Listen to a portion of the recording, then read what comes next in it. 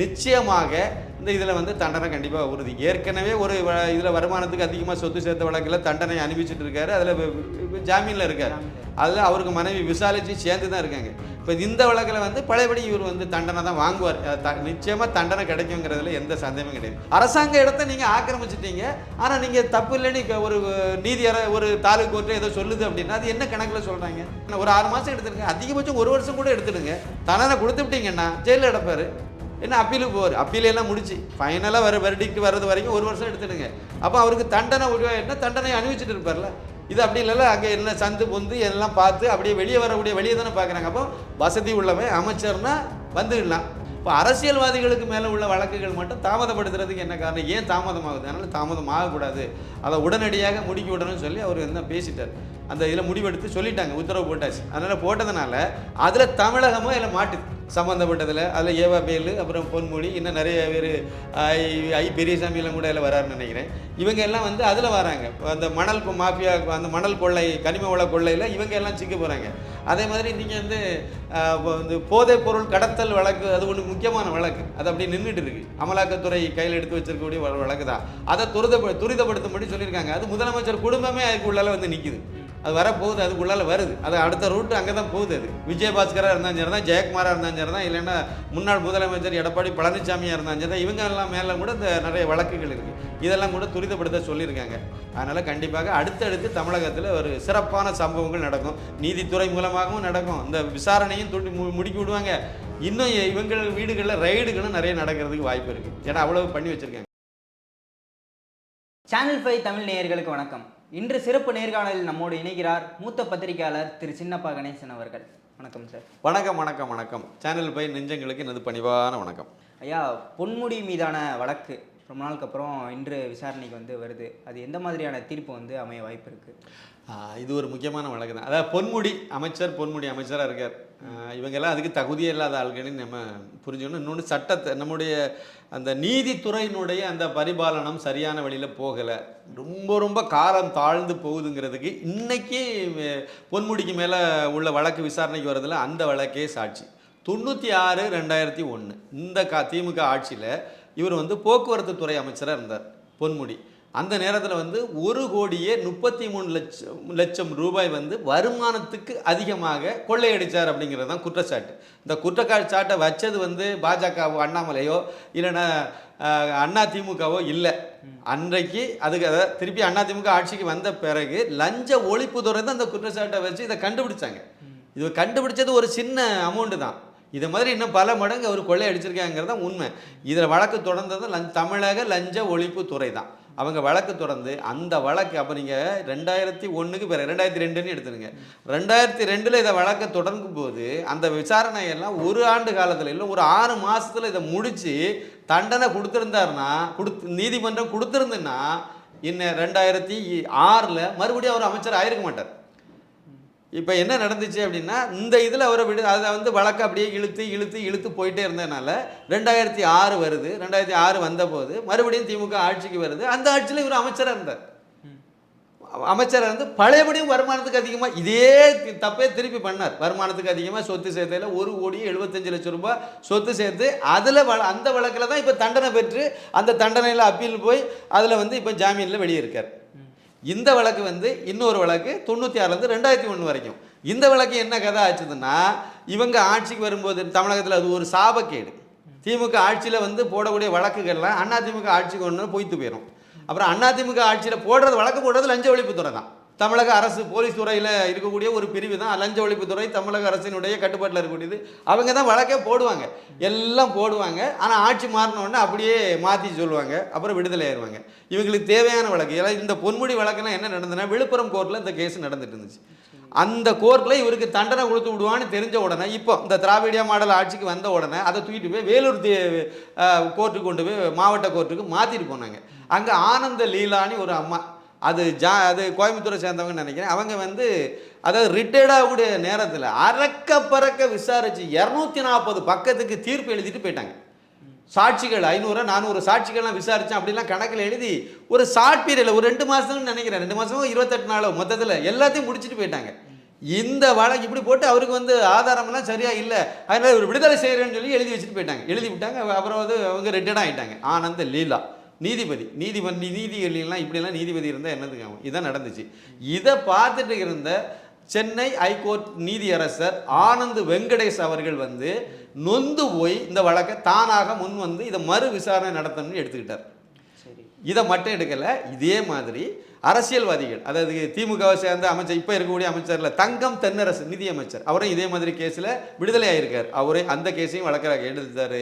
அவர் KKSSR Ramachandran இதையும் கையில் எடுத்தார். தங்கம் தென்னரசு, KKSSR ராமச்சந்திரன், வளர்மதி அதிமுகவினுடைய முன்னாள் அமைச்சர் வளர்மதி, முன்னாள் முதலமைச்சர் O பன்னீர்செல்வம், இப்படி இவங்களுடைய வழக்கு எல்லாமே வந்து இதே மாதிரி வருமானத்தை, அதாவது வருமானத்துக்கு அதிகமாக சொத்து குவிச்ச வழக்கு தான். எல்லாமே விடுதலை ஆயிட்டாங்க. அந்த விடுதலை ஆனதெல்லாம் திருப்பி மறு விசாரணைக்கு இவர் எடுத்துட்டார். எடுத்த உடனே பொன்முடி என்ன பண்ணாரு, நேராக சுப்ரீம் கோர்ட்டு போனார். அது வந்து இது ஒரு தவறான முன் உதாரணம் அப்படி இப்படிலாம் சொன்னாங்க. என்ன முன் உதாரணம் இருக்குது? கொள்ளையடிச்சதுன்னா அது உப்பு தின்னம்னா தண்ணி குடின்னு சொல்றது தவறான முன் உதாரணம், விடுதலை பண்ணி விடுங்கன்னு சொல்கிறாங்க இவங்க. இவ்வளோதான். இதுக்கு பேர் தான் திராவிடியா மாடல். நேராக சுப்ரீம் கோர்ட்டு போனாங்க. அங்கே வந்து சுப்ரீம் கோர்ட்டினுடைய தலைமை நீதி அரசர் திரு சந்திரசூட் அவர்கள் வந்து அவர்கிட்ட போச்சு இந்த வழக்கு அவர் எடுத்துகிட்டு சொன்னார். அதாவது ஆனந்த் வெங்கடேஷ் மாதிரியான ஆட்கள் வந்து நீதித்துறையில் பணியாற்றுறது கடவுள் கொடுத்த வரம்னு சொன்னார். அதனால் இந்த வழக்கெல்லாம் தூக்கிட்டு ஓடுங்கன்னு சொல்லிட்டு ரிஜெக்ட் பண்ணி தள்ளிட்டார். அதுக்கு பிறகு மறுபடியும் இங்கே ஒரு சின்ன சூழ்நிலை உருவாச்சுது. திரு ஆனந்த் வெங்கடேஷ் சென்னை ஹைகோர்ட் நீதிபதி ஒரு வருஷத்தில் ஏதோ ஒரு டைம் வச்சு ஒரு 3 மாதம் சென்னை ஹைகோர்ட்டினுடைய மதுரை கிளையில் போய் அவங்க பணியாற்றணும். அந்த அடிப்படையில் ஒரு மதுரைக்கு டிரான்ஸ்ஃபர் ஆகி போனார். அதில் பழையபடி ஒரு செட்பேக் இதில் இந்த வழக்கில் விசாரணை அப்படியே தடங்கலாச்சு, தாமதமாச்சுது. பழையபடி வந்து அவர் அங்கேருந்து இங்கே வந்தார். வந்த உடனே இந்த வழக்கை இவர் விசாரிக்கக்கூடாது, வழக்கை தானாக முன் வந்து எடுத்தது ஆனந்த் வெங்கடேஷ் அவர்கள். அவர் விசாரிக்கக்கூடாது, வேற ஆளை விசாரிக்கணும்னு நின்று போட்டு குட்டையை குழப்பினாங்க.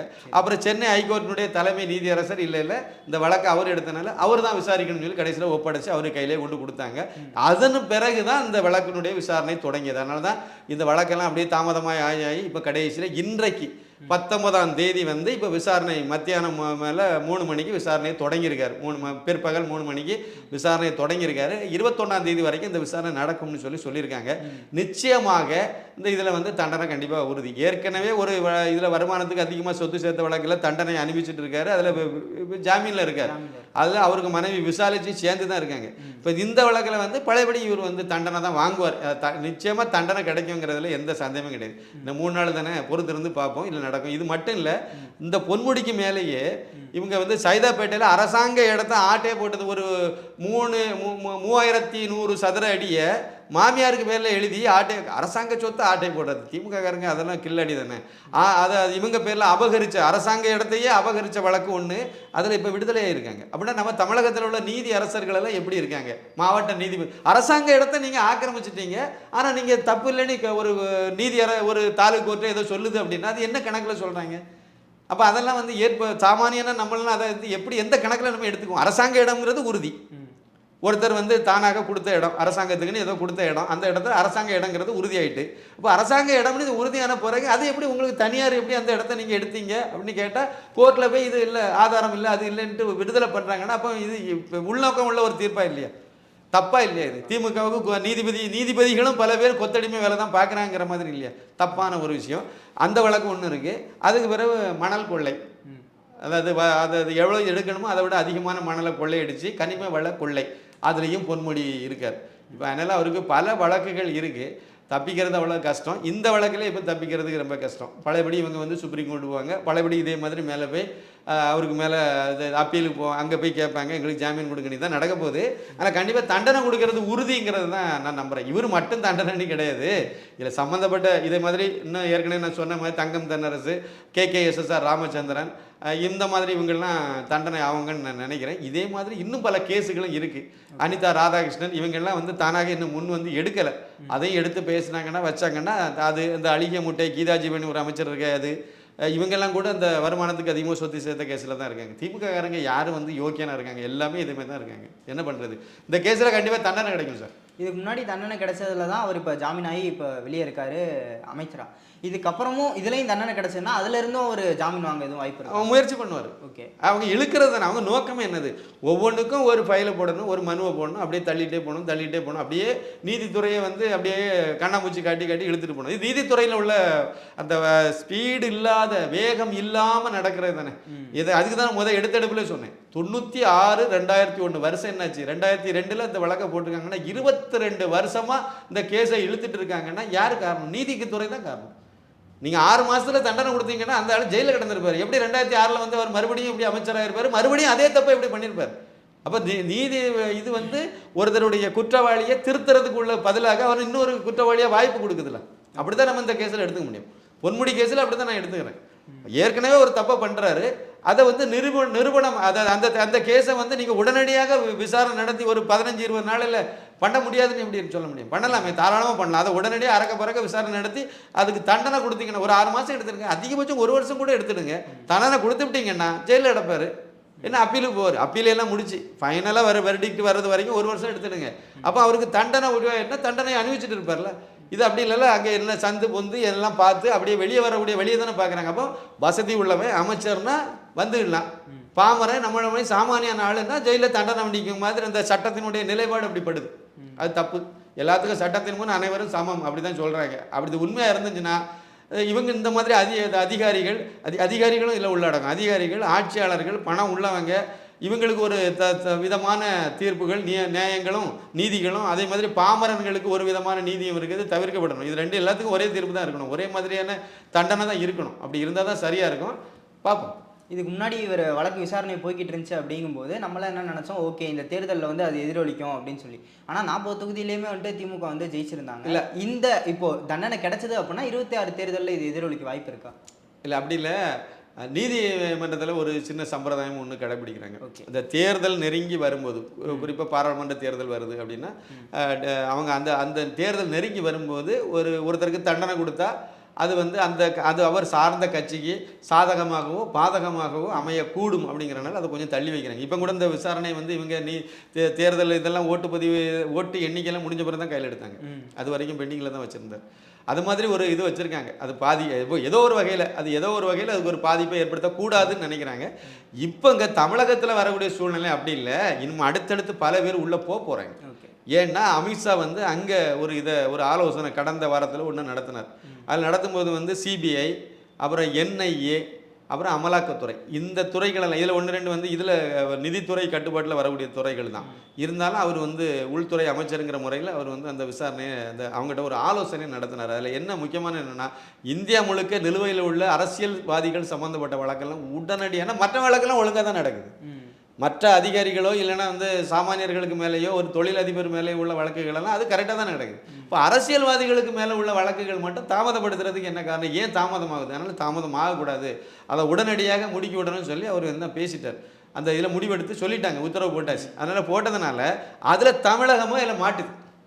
தமிழகத்தில் உள்ள அரசியல்வாதிகள் மாட்டுறாங்க, பல பேர் அதில் இருக்காங்க. இங்கே இருக்கக்கூடிய அந்த மணல் கொள்ளை சம்மந்தப்பட்டதில் அதில் ஏவா பேலு, அப்புறம் பொன்முடி, இன்னும் நிறைய பேர் பெரியசாமியெல்லாம் கூட அதில் வராருன்னு நினைக்கிறேன்.